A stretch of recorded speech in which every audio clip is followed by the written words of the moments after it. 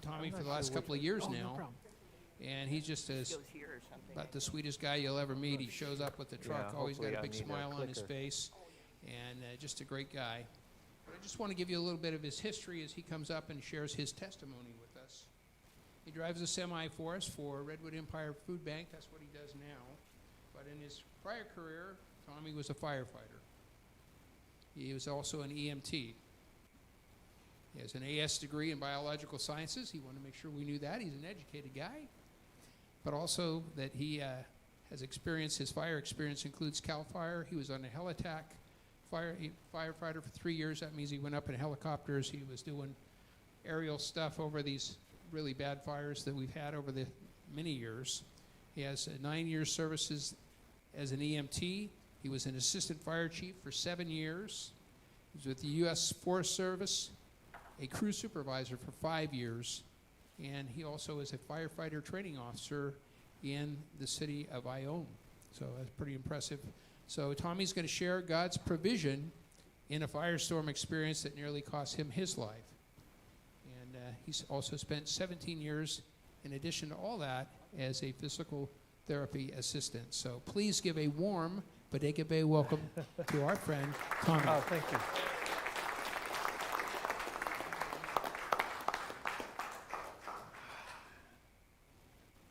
Thank you, Pat. I'm just going to stay down, if you don't mind if I stay right here.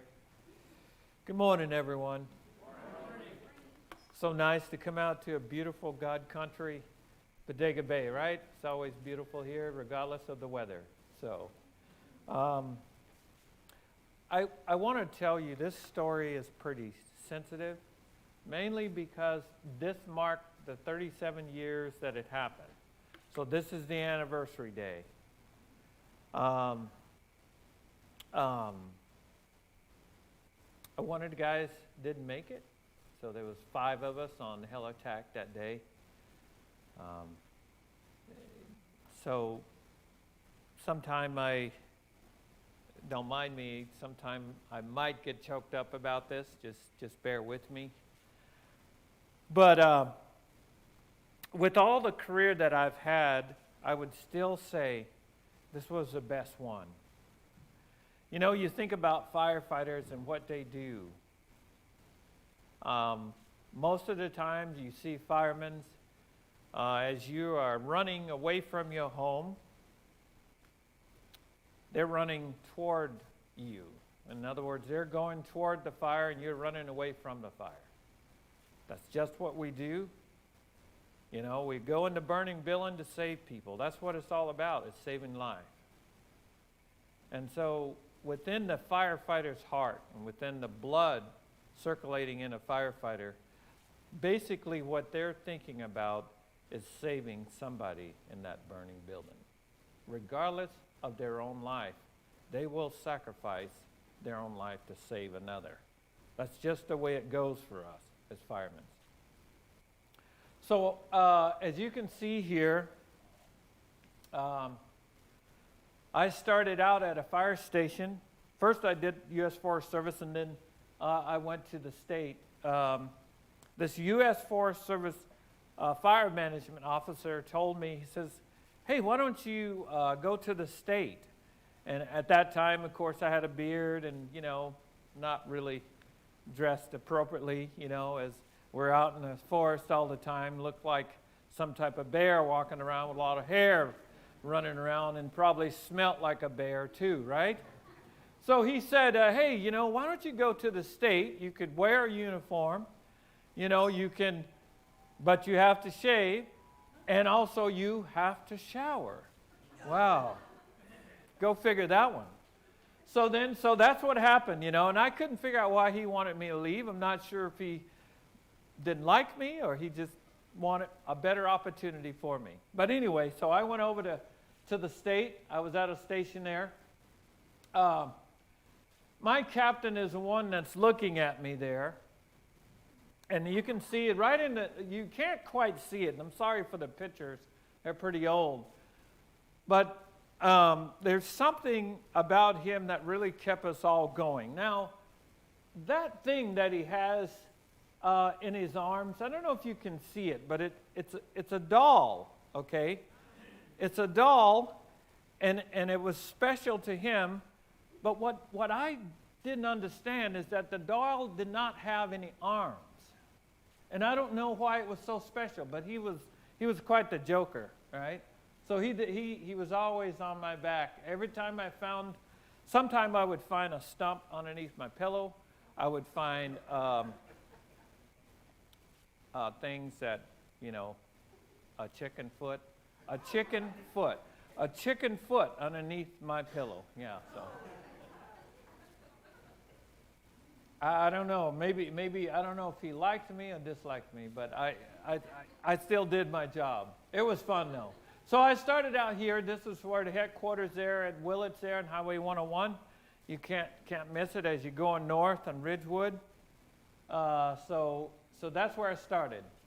The Lauder Fire was 1929 of 87, which marks today is 37 years. That particular year, and I know that the Oregonians here, those of you that know, back in 1987, there was a lightning complex that went from Southern California all the way to the Oregon border and maybe even further. That particular year, there was so much smoke in the west. That's what it looked like. You could barely, how fog is, right? You think fog, but that's how it looked that particular year. And that particular year, the resources were short for the state. You couldn't find a helicopter hardly. You could hardly find an air tanker because there was fires everywhere that year. And so for somehow or another, that particular year, I ended up on a fire that had been burning for a week because there was no resources available. Myself and one firefighter and a captain went out to a fire way out in the wilderness, and we were out there for a week fighting this particular fire. So, but the Lauder Fire, I was already at Helitack at this time. We flew out. This fire started at 7:30, started at 3 a.m. in the morning. 7:30 we arrived. So what we did was we flew around the fire. That's what we normally do in a helicopter. Size up the fire, see what's going on. And so we flew in that morning.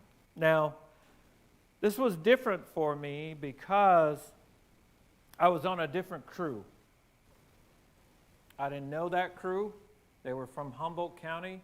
I didn't know how they did things, whether it was a little different than what we normally do in Mendocino County. And after we landed, the captain and the pilot, which I knew, there was a lot of debating of whether or not to take the bucket off, tools, which ones. Of course, you can't hear anything because with a Huey, with the rotor, you can't hear what your partner is saying, right? You're yelling all the time, trying to figure out what the other person is saying. But I noticed that the captain and the pilot, which Nick is the one that flew in Mendocino County. In fact, I just saw him just the other day at the grocery store. What a reunion. And so there were some things going on there, and I didn't understand it. But we took off the bucket, then put it back on, took it off, put it back on, and there was a lot of confusion there. And there was never any confusion with my captain in Mendocino County, okay? So the Helitack captain there, Marty, would tell us everything that we needed to do before we took off. Every morning we were briefed as to what we were supposed to do that particular day. So it's one of those things where you can tell. It's like walking into a dark room, okay? You know something is wrong, but you're not really sure until you turn the light on in that room. That's what it felt like. There's something wrong. And I couldn't pinpoint it at that particular time. And I thought to myself, what's going on here? And I had fought fire in Southern California, Ojai Valley, all these places. And I never felt more afraid that particular morning than I had ever in my career. So as we began to get things, get our tools and everything, get out of there and head up the ridge, we grabbed some McLeods and Pulaskis, and for some reason or other, the chainsaw was left inside of the helicopter. As we progressed on up the hillside, grabbed what we could. So we get to this fire. It already had burned from 3 a.m. to 7 that morning. But I remember flying in on the Huey. We could have the doors open and with a T-shirt on. So it was nice and warm up above. Those of you that know weather very well know that we flew through what we call an inversion layer. Okay? So it's nice and warm on top. Underneath the ground, when you land on the ground, it's cold. You need a sweatshirt. I remember that fire weather because I worked underneath a fire weather specialist for the U.S. Forest Service. This guy could predict how much acres is going to be burned in the afternoon from 10 a.m. till 3 p.m. in the afternoon. And so when I remember that, and as we landed on the ground, I'm thinking to myself, wow, we just flew. So when the sun comes up, I already know the sun is already beginning to come up at 7:30.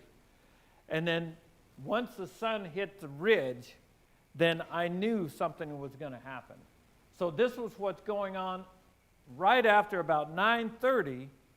This was happening to the trees while we got there. And later, it completely, the flames come up the hill. We were on the left flank. We were just on the left flank. I wish I had something to draw off where I can show you, but there was the state was on the right flank, and U.S. Forest Service was on this side. The fire was burning on the eastern slope on top of the ridge. And so as we borrowed this chainsaw from, can you see the chainsaw in the midst of the picture? No? Just underneath the rock, there is a chainsaw. If you look very closely, you can see the bar. Yeah, it was one that used to be there. Yeah, we borrowed we borrowed that chainsaw. Well, from the division supervisor. He wanted it back, but we told him that it wasn't any good anymore. So anyway, as we get to this spot, I had been mentioning at least 3 times to the captain, don't you see what I see? I noticed that some of the trees, the fire was creeping up the trees as we were walking up this ridge. And this was 9 o'clock in the morning. This is very early. And I'm seeing this, and based on my knowledge of fuels and the weather and humidity and fuel moisture, I'm thinking to myself, it's 9 o'clock or 9:15. By 1 o'clock this afternoon, none of this is going to be here. That's what I'm thinking in my mind. And I make mention to the captain, hey, look, we were told to fly up. Now we're walking up. So what's the plan? There seemed to be no plan that day.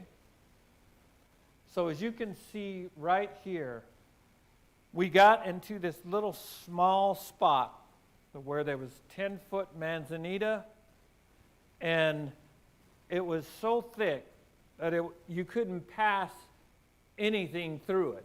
So there was no place to go. So we bared down at this spot, and then just a few minutes later, he says, well, since you're so concerned, let's send a firefighter back down the ridge where we came from and see what the fire is doing. And so when Jeff came back up, he was not the same color. And trust me, he wasn't my color, so he was way, way pale. And so we knew at that point, I knew that that's a bad sign. And Jeff came back up and he says, the fire has covered the trail now. And it was only seconds. He said, the captain said, well, if anything happens, we have to go inside of the burn now. That means that where the fire had burned earlier, but the problem was that inside of that area was anywhere between 250 to 1,200 degrees. So when he said that, it was only seconds later that we hear this freight train of frying trees coming through the brush up the hill, 30-foot flames. As you can see the flames coming. So we were in this spot. We couldn't go anywhere, and that rock that you saw earlier is about the place that we were. We ran into this spot. Now, if you think about this now, it was 60% down below, 70% above this spot. And this is considered to be one of the miracles that I think that happened. And the reason why is because I went back 10 years after this has happened. The state did a anniversary program for Dennis Lee Collins, which died. When I went back up, and I walked back up this ridge and took a look, if we had been anywhere else on that ridge, I mean square inches now, I wouldn't be here telling you this story.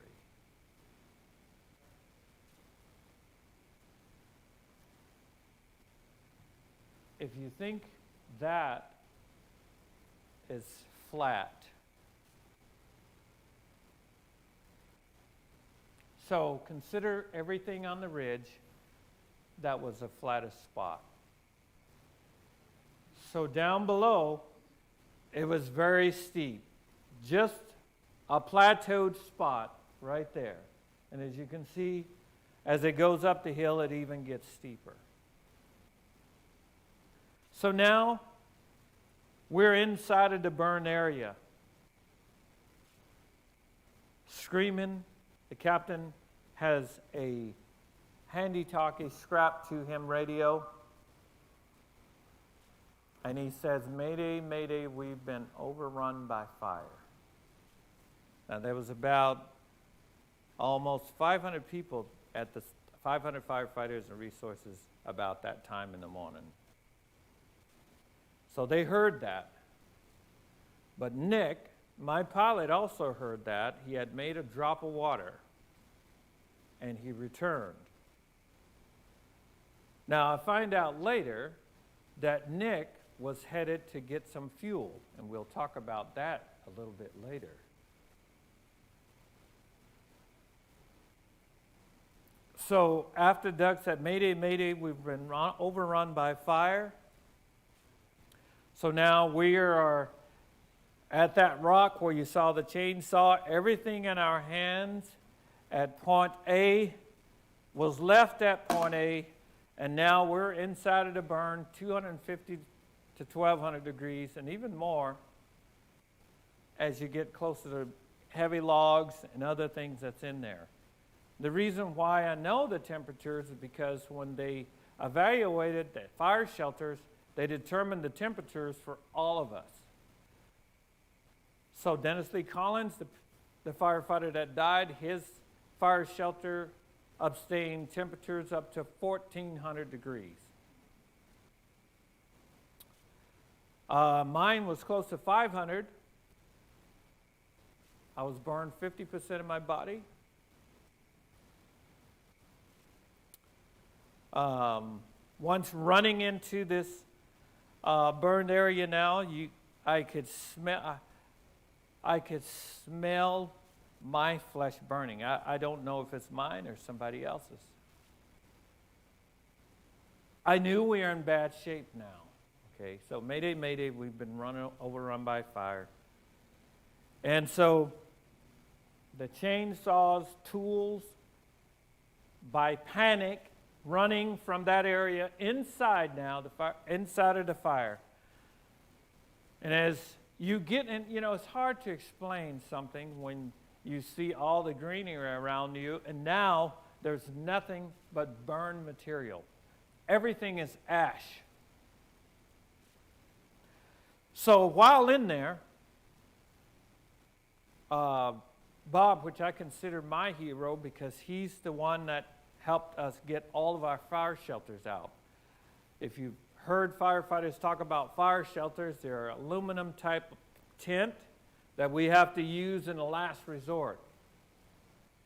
But the problem with that is that they're not designed to be in heat above 2,000 degrees. They break down. That's been determined. So here we are now, have to use these fire shelters. And while we're inside of the burn, mayday, mayday, we've been overrun by fire. You see, when the fire blows up, all this hot air comes up and we can't breathe.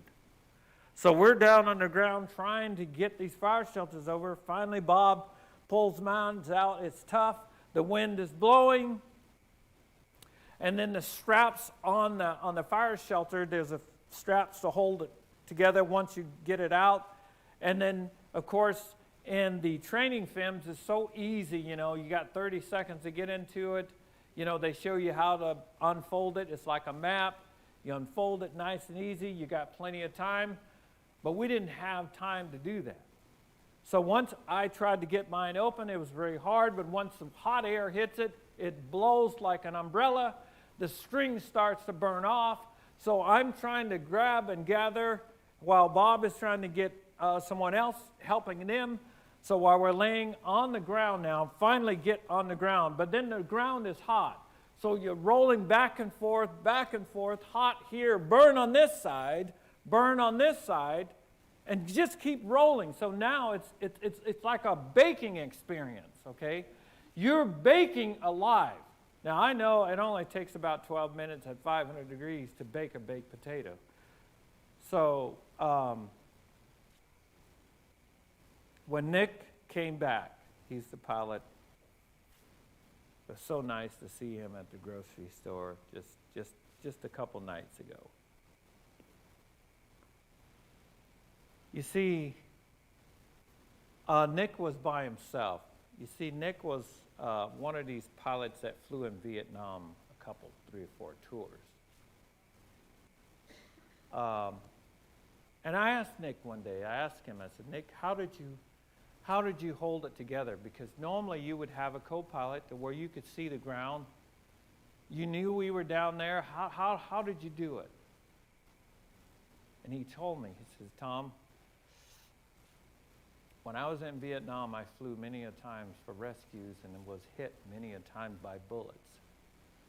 He said, I did what I needed to do for you guys. I did the best that I could to save you. I knew that you guys needed water on you.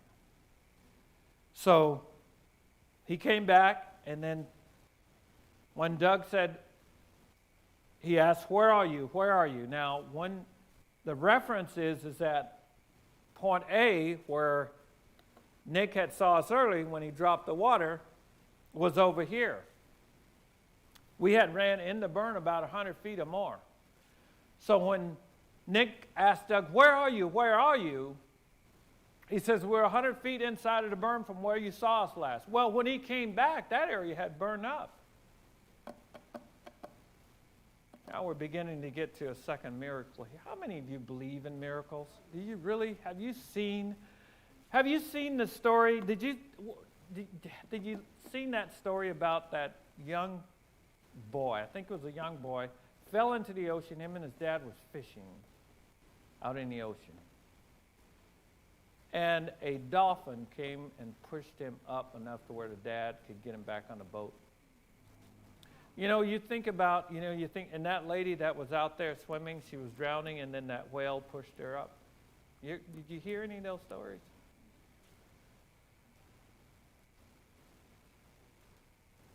I know a lot of people don't believe in miracles. But I'm a factual person. I had to go back and see what happened up there on that ridge. And the one spot there, I consider that as being a miracle, because had we been anywhere else, it would have been not good. Everywhere else in that site was over 3,000 degrees of temperature, because the fire came up the ridge and burned everything up. So I'm going to get back here to this story inside of the burn now. We're dealing with the fire shelters back and forth, screaming, "We can't breathe, we can't breathe. Help us, help us, help us." All this was on the radio. So the fire had blew up now. And of course, dropping water, as much as water as possible. And unbelievable. So while in this burn now, my legs are going numb, already pretty much gone numb. Can't breathe very much. I had a bandana. And while in the ashes, it seems like after Nick had left, he made that first drop. And it was down the hill about 10 to 12 feet. And all it was ashes. That 340 gallons of water. Psh. And Doug told him, up the hill from where you saw us last. So he came back. He kept coming back. Nick kept coming back with that helicopter, dropping the water, dropping water, dropping water. And finally, he got some on us. But in the meantime, it was still hot. And while we're here on the ground trying to, work things out between us, and like I said, I didn't even know these guys. And I remember Bob asking me, now, I never really wanted to talk about this. I never really wanted to talk about the experience up on the hill. Bob and I shared a canteen of water. Like I said, I couldn't move. My legs were numb. Couldn't really feel anything. Going into hypovolemic shock. How many of you are medical people here? Any medical folks in? Going into shock now. Anyway, so Bob hands me a canteen of water, and we're laying on the ground. You don't want to put your hands outside of the fire shelter because it's hotter outside than it is underneath. And so I take the canteen of water from Bob, and I take it and I have a bandana on, and I'm trying to breathe, and I put that on there to wet the bandana, and I'm trying to breathe through. And it's very hard to breathe. And I want to get this canteen of water back to Bob now. Okay. Now, Bob's hands are burned very bad because, remember, he's the one that helped us all firefighters try to get our fire shelters out. So his hands, I remember seeing him. I wanted to get the canteen of water back to him. You see, it was so hard to reach. It was very difficult to reach outside of the shelter. And I want to get it back to him. You see, I'm desperate to get this water back to him. So I'm trying to reach. His hands are shaking. You can see that his skin is dripping on his hand, and I'm trying. I got to get this water back to Bob, and I'm trying every effort that I can. The water hit the ashes.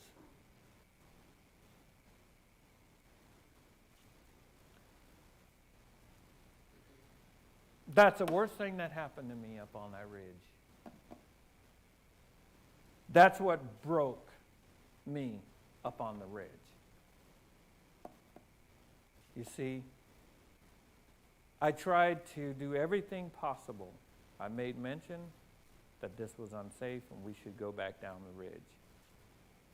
It was disregarded. I talked to the captain and I said, we should consider going to the top of the ridge. which my senior captain was calling us. It never happened. And now, the very thing that we very much needed, God-given water, I could not get that canteen back to the firefighter that gave it to me. So I struck out. That was the last draw. That was the last straw for me. That broke the camel's back.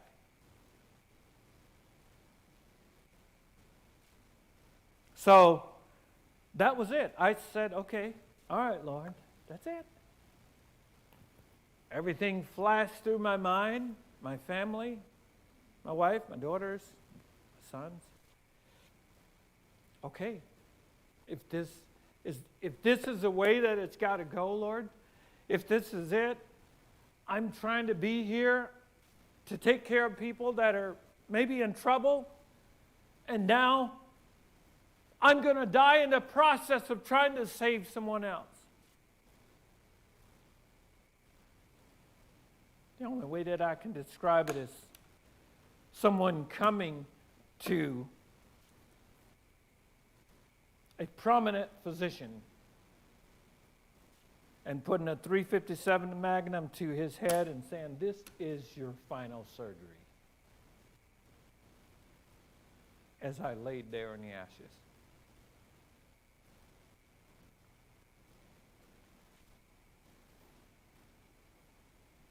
And I hear on the radio, how are we going to get these guys out of there? And I'm thinking to myself, it's going to be too late. It's going to be too late when you get to us. So, I know you've been watching this little cartoon picture, but this depicts what happened. So since no one could do anything locally, they had to call a Coast Guard unit from McKinleyville. Now we're at about 4,000 feet. Do we have any aviation people in here? Anyone knows anything about helicopters? Do you know anything about a Coast Guard helicopter by chance? No? You ever see some flying along the coast here? Do you ever see them flying in the mountains at 4,000 feet? You ever wonder why? They're designed to fly down here, right? So those guys, I talked to the captain and his crew about 6 months after this had happened, and they came to rescue us. He said he told his crew, this is a risky operation. Do you want to do it or not? And the crew said, let's do it. And they came. And of course, I was told that they will never try that ever again. Well, you see, what happened is that he came, the Coast Guard units are designed to fly at sea level, so when he came at 4,000 feet, not only 4,000 feet, but it's hot up there, okay? So there's a term that's called vortex, okay? It's air flowing with a helicopter. You see them hovering. Hovering is probably the most dangerous thing to do for a helicopter. So they're hovering, so most of that air keeps flowing and flowing and flowing. Well, what happened with him is that he took off before they were ready. There was a timeline for him to hover, right? And that's me and the Stokes, by the way. And all the other personnel, they were holding on to the ropes to keep me from swinging back and forth from a burning snag that was 80 foot high. So what happened is that he took off before they were ready. So they were holding onto these ropes very tight, and they ended up about 10 feet down the ridge. And then so this is just a little bit of information about the hospital stay. Like I said, I was in there for 71 days in the hospital, 14 plastic surgeries. My wife is there trying to keep me calm, obviously. There's one of those fancy beds that cost about $700 a day to sleep in, and all the rest of it. You know, some things might be impossible with men, but the Bible said all things are possible with God, right? And so my sheep hear my voice, and I know them, and they follow me. I like that picture. And do not be conformed to this world, but be transformed by the renewing of your mind, so that you may prove that the will of God is that which is good and acceptable and perfect. So that's pretty much it. I like to always open for questions. If you really want to see, I just told mainly the miracle parts of it, being on that flat spot, and then Doug, Nick coming to take us. He couldn't find us originally. He said he looked down through and saw the fire shelters, and that's how he found us. And he stayed there, putting water on that ridge. I could take a hat and catch water. That's how much water was coming down the ridge. And by the way, of course, I knew this, but Nick validated it. So when he was going to get fuel, he had planned to go get fuel that last drop, and when he heard us, he came back and started dropping water. He told me, he said he only had 20 minutes. So he stayed there, dropping water on us until that Huey low fuel light came on. And he had a little ways to go. He landed hard, but he did not crash, and so I thank God for that. You know,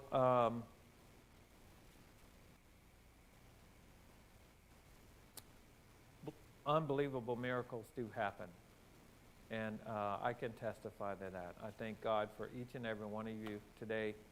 You know, it doesn't always have to be a fire. I've survived through cancer also, a cancer survivor. It could be an accident. It could be anything in your life that can cause a tragic experience. I want you to know that I went through this. God has brought me through it. So just remember, when you do go through some tough times and the chips are low and it seems like no one is listening, no human being that you can find that can take away your pain. And when you ask God to help you because no one else can, that's when those miracles happen. Thank you so much. I appreciate it.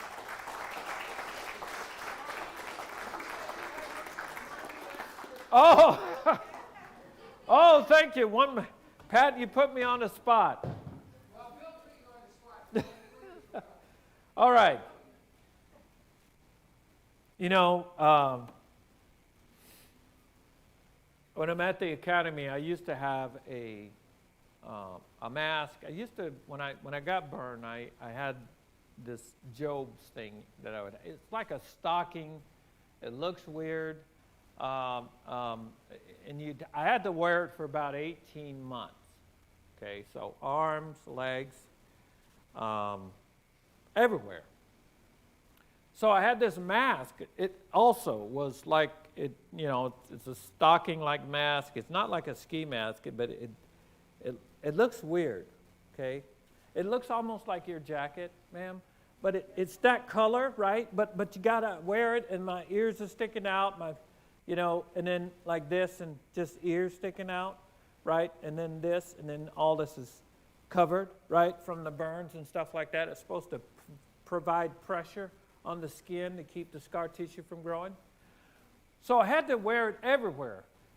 So I had to wear it. I took a shower, put it back on. So it was 24 hours a day, right? 18 months. Well, so during that time, the state, I was still kind of employed, so I was still receiving money, okay? So one day, I wore it everywhere. One day, I was at a rest stop, and my wife, we stopped at a rest stop, and then there was a school bus, and I was wearing my mask because I had to.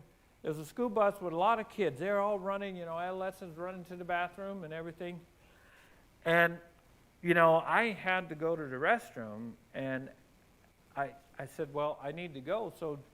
But the kids were coming this way, and then Louise said, well, why don't you wait? Because, the kid's going to see you with that mask, and then they're not going to know what to do. And I said, well, I'll just tell them that it's okay. She said, no, don't do that. Don't do that. So this dumb mask, I had to wear it. So anyway, got all this money in the mail, right? So you got all these checks. Now, where do you have to take all those checks? Ooh, to the bank. That's right. Especially the one that's got that California seal on it. Ooh.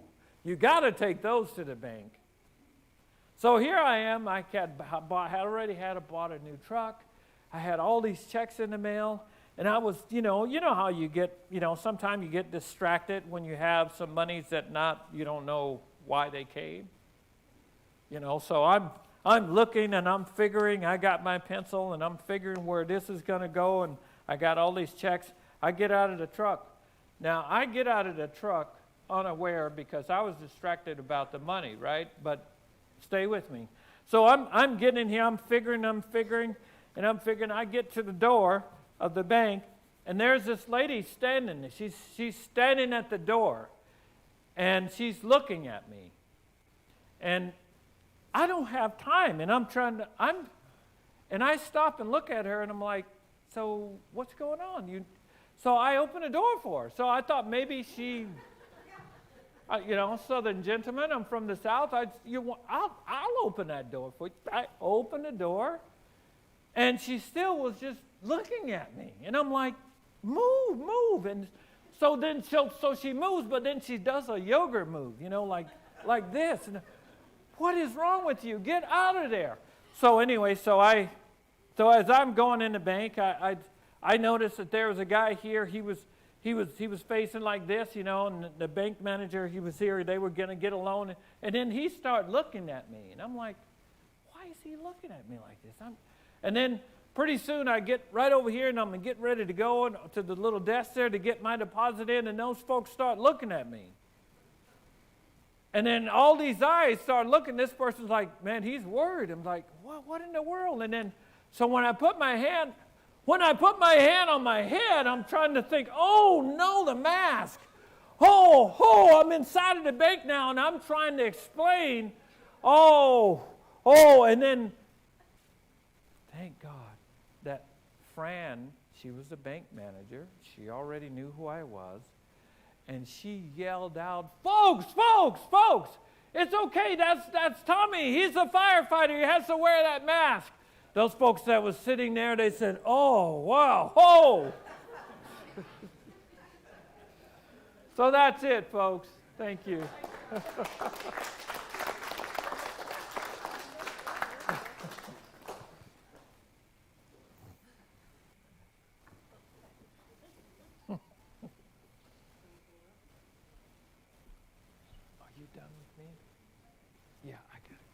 Tommie is a firefighter. He's not a preacher, but that was a pretty good lesson on what God can do in really bad situations. And so I thank him for bringing that story and telling us his testimony, how God saved his life. He's talked about it many times when we've been together.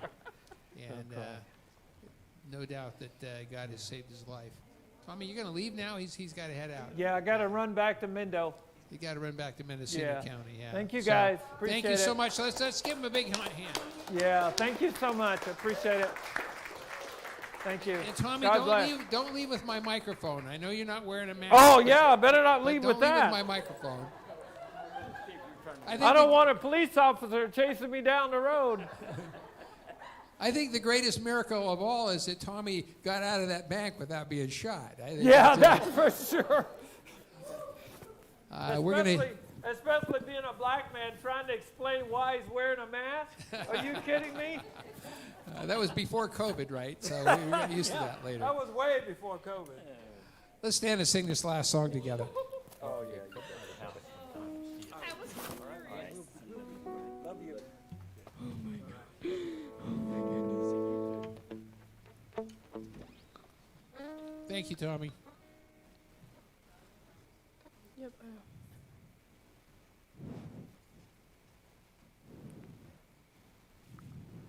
Actually, I really wanted Tommie to hear this last song, God on the Mountain, because I just think that God was on the mountain that day and spared his life. So as we sing it, let's just appreciate the God that we have on the mountain as well. He's also the God in the valley.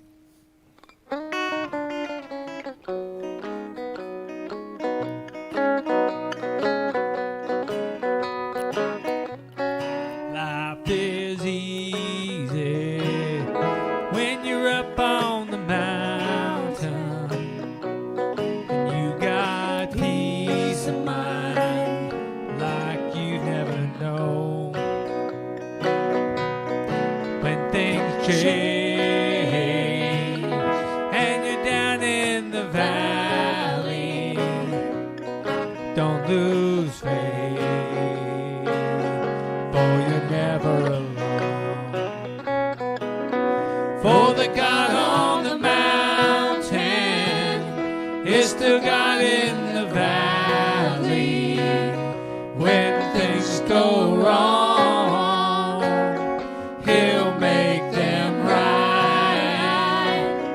And the God of the good times is still God in the bad times. And the God of the day is still God of the night.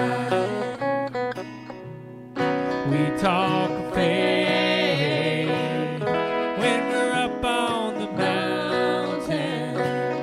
The talk comes easy when life's at its best. But in the valley of trials and temptation, that's when faith is really put to the test. Oh, the God on the mountain is still God in the valley. When things go wrong, he'll make them right. And the God in the good times is still God in the bad times. And the God of the day is still God of the night. And the God on the mountains is still God in the valley. When things go wrong, he'll make them right. And the God of the good times is still God in the bad times. And the God of the day is still God of the night. And the God of the day is still God of the night. Amen. Amen. Father God, we just thank you as we leave this place that you are the God in the mountain and the God in the valley, Lord. Whatever we're going through, you are there for us, Lord. And we thank you for this testimony, this story of how God saved a man's life, Lord, how he taught him through horrific circumstances, Lord. We just thank you for your miracles, for your provision, for all that you do in our life. And it's not just the big miracles, Lord. It's the little ones we see every day. So we thank you, we praise you, and as we leave this place, let us just put all of our trust, all of our hope in you. In Jesus' name we pray. Amen. God bless. Have a great day. Go with God.